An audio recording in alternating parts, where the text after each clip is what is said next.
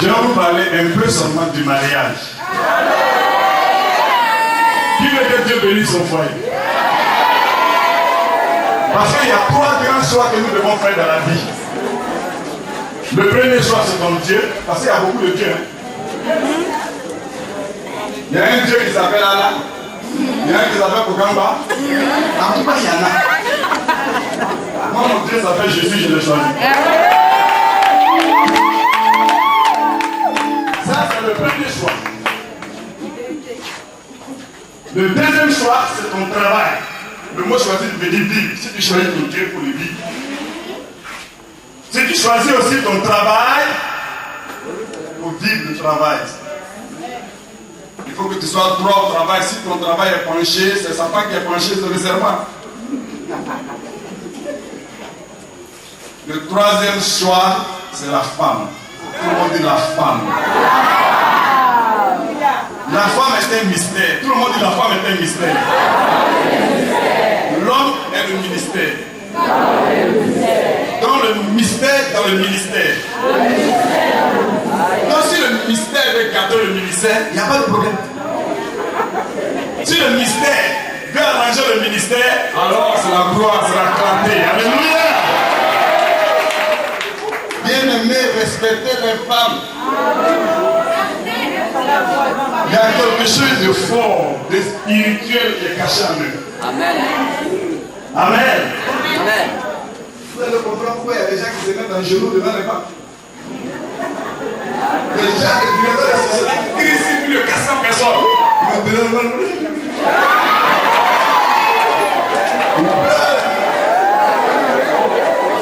Alléluia. Donc les mariés, vous êtes à l'honneur aujourd'hui. Écoutez-moi bien. Regardez comme elle est belle comme Rebecca. Alléluia, acclamez Rebecca.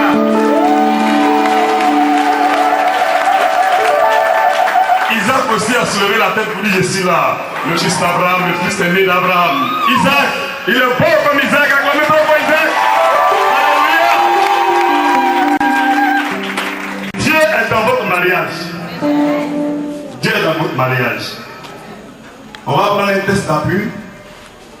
Genèse, chapitre 2, verset 18 à 24. Pasteur Clément, parce que dans lui, il dit le divorce. On ne sait pas que c'est quelque chose de sacré.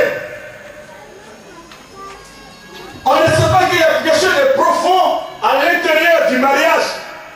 Et le nombre de divorces augmente aujourd'hui dans le monde entier. Dans certains pays, le divorce atteint 90%. Les États-Unis même sont reconnus le plus haut taux de divorce dans le monde entier. Où tout le monde cherche à aller au petit paradis si paye. C'est là-bas on fait divorce en 30 minutes. L'église aujourd'hui en Côte d'Ivoire est en train de battre le record sur le divorce. Les chrétiens qui sont les miroirs. Les chrétiens qui sont les miroirs, le monde cherche à nous imiter. Mais on n'a pas compris et on ne comprend pas ce que c'est le mariage. On s'engage n'importe comment. On ne sait pas que c'est une vie de responsabilité. C'est une responsabilité que Dieu nous accorde, que Dieu nous donne, l'un envers l'autre. Chacun doit faire face à une responsabilité de la vie de son conjoint. Est-ce que c'est qu'on oublie? On proclame le divorce, on ne sait pas que c'est quelque chose de sacré, que Dieu est dans l'union, Dieu est dans le mariage. C'est vous deux qui avez provoqué ça ce matin.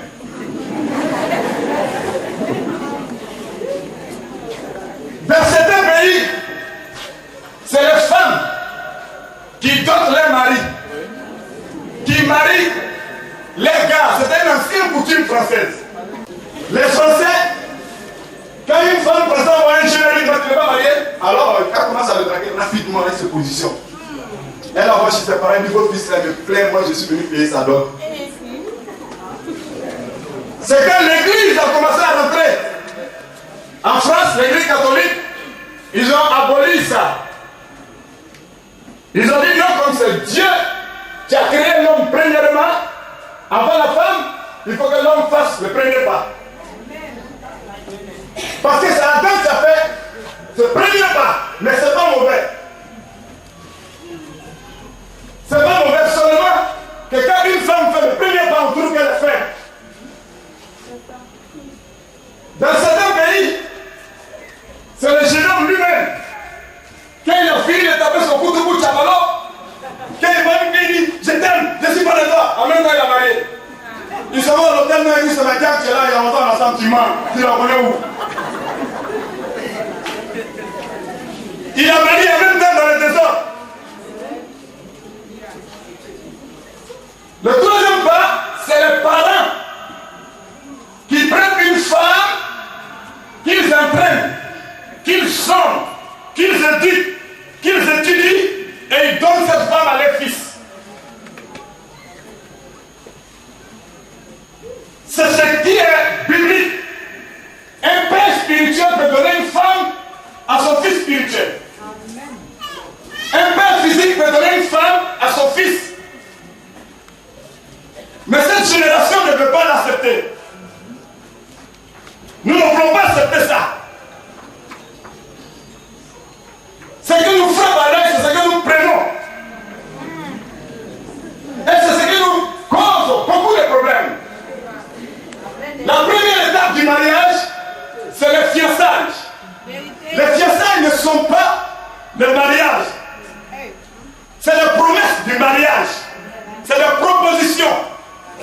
Il y a une présentation à faire à ceux qui ont couvert l'enfant jusqu'à la maturité. La Bible dit honore ton père et ta mère, c'est avec une promesse. Afin que tu vives longtemps sur la terre et que tu réussisses. Il y a des jeunes filles qui veulent tuer la maman parce que la maman dit attends un peu, reste tranquille, cet homme-là on ne le connaît pas.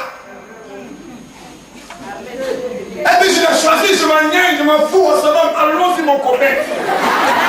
Allons-y mon gars. Allons-y mon gars. Il se va te garer au garage comme ça. Il va prendre le gars à force. Et ça va. Il y a des jeunes aussi qui prennent les femmes qu'ils veulent quand le père de la mère dit il faut qu'on utilise la fille, il faut l'amener ici. Non, non, non, non, votre tradition, la grosse idée, bien là. Nous, on est plus là, nous, on est milieu. Il dit, c'est un gros. Mais arrivé là-bas aussi, elle va te faire un gros pour faire venir quelqu'un. Il y a quelque chose de profond dans le mariage. Ce n'est pas comme toi tu vois. Ce n'est pas comme tu attends. Tu as besoin du consentement des parents. Tu as besoin de la bénédiction. Il y a quelque chose de fort, de profond à l'intérieur. C'est quelque chose de divin, le mariage. C'est pourquoi Dieu veut que tu les honores. Qu'il t'apporte leur expérience. C'est la première étape de la vie. Celui d'honorer son père et sa mère. La première étape de la vie. Personne ici n'a choisi sa famille avant de naître. Si on choisissait, beaucoup n'allaient pas naître habiter ici, ou bien au village. Mais par la naissance, on devient membre d'une famille. C'est Dieu qui t'envoie dans cette famille, tu dois l'accepter et tu dois aimer cette famille. Tu dois leur soumettre tout ce que tu fais. Tu as besoin de leur approbation afin que tu vives longtemps sur cette terre. C'est la promesse de Dieu.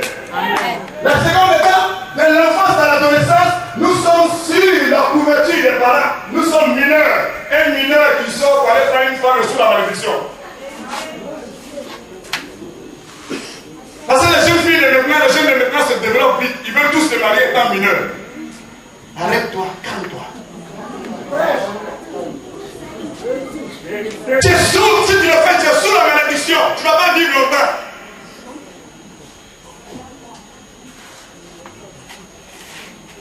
Les parents nous courent jusqu'à la maturité. Vous voyez? Quand nous atteignons la maturité, l'âge adulte, alors le temps de la liberté arrive. Eux-mêmes, ils cherchent à te chasser de la maison. Quand tu atteins l'âge d'adulte, tu sais que les paroles de ton papa, ta maman changent. C'est pas parce qu'ils ne t'aiment pas, mais ton temps est arrivé de sortir de la maison. Tu Tu te sens toujours frustré, tu as envie d'aller louer maison. C'est pas parce qu'ils ne t'aiment pas. Ton temps arrivé, si tu étais mineur, ils allaient toujours te chercher chaque soir. C'est là maintenant, maman commence à te poser des questions. Si tu as quelqu'un dans ta vie, il faut le présenter. Hein. Ça veut dire qu'il faut partir.